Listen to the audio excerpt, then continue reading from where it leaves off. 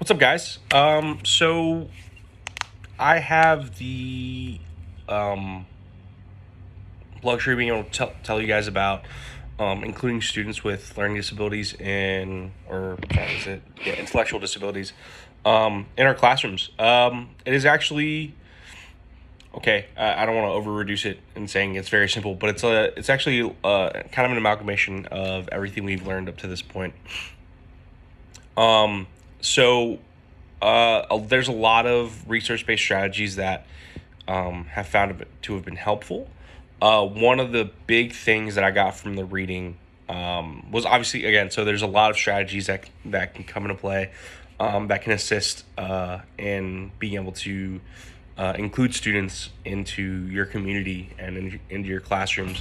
One of the big C's that I found is consistency. So when it comes to learning, providing a good classroom for them to be able to be a part of. As we've seen, the intersectionality of students that are come from, you know, that are people of color and that also tend to be males, they tend to spend less and less time in general education. So strategies like continuing the services within your environment, as far as that are found within your environment educationally outside of it.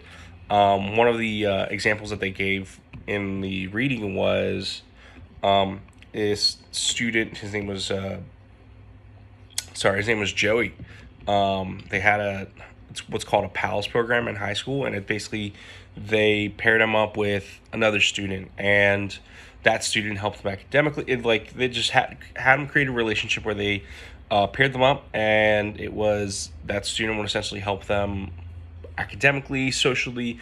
They would work together a lot, and they would help bridge that gap that teachers couldn't necessarily bridge. And what the beauty of it is that relationship shows the consistency that we need to have throughout all of our aspects of teaching that promotes inclusivity, which is, again, consistency throughout, regardless of if it's an educational space or not.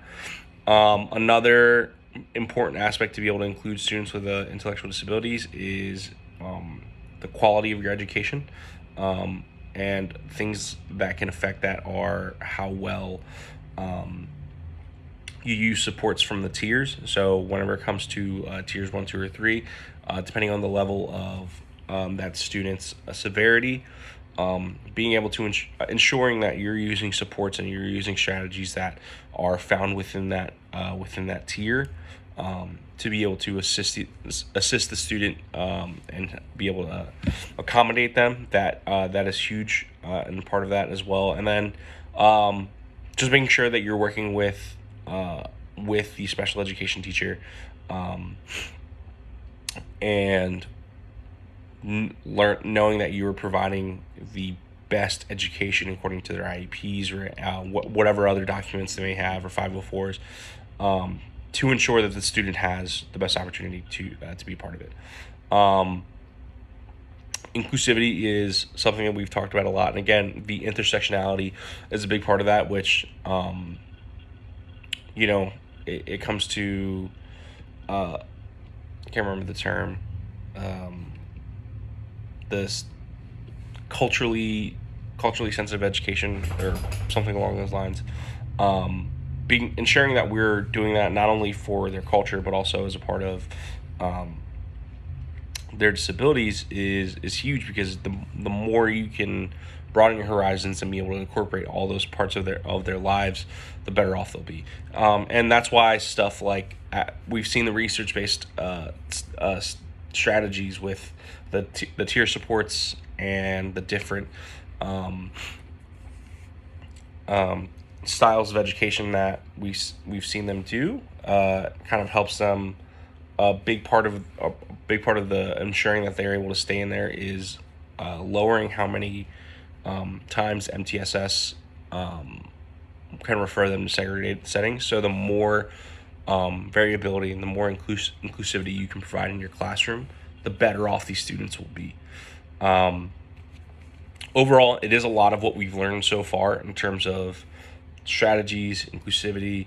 Um, One of the simplest ways you can do is find some sort of program or find some sort of kid that these kids can rely on, um, and be like, hey, like, I trust you to be able to help them. And it has to be a relationship as well, because a lot of students nowadays don't want to do that or don't want to be a part of that, and that's fair.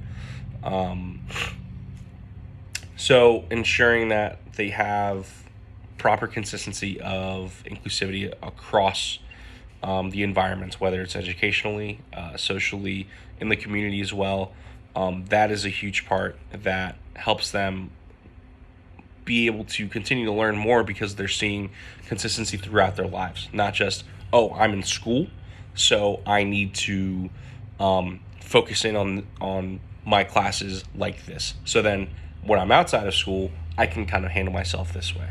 Um, Ensuring that they have the right relationships and the right interactions between themselves and others inside and out of school and other communities is huge for providing an inclusive environment, which inevitably makes them a part of the community and makes them included overall. Um, as far as some questions you may have, again, so as far as strategies, um, high leverage instruction practices, that is a big one. Collaborations between educators, partner students, anything that you can do to create a more inclusive environment, as far as also providing varied instruction. So this would be also be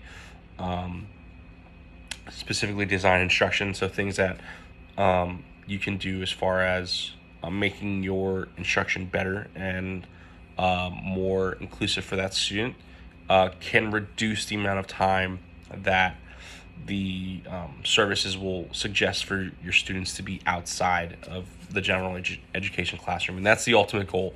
It's lessening the time that they're outside of the general education classroom, so that they can be included more in everything, whether it's, again, I've said it before, I've said it again, educational sides, the academic sides, the community sides, social sides. The more and more they're around peers of their age, the more and more they will continue to grow, because they will have that consistency across the sides. Yeah, that's all I got. Happy Thanksgiving.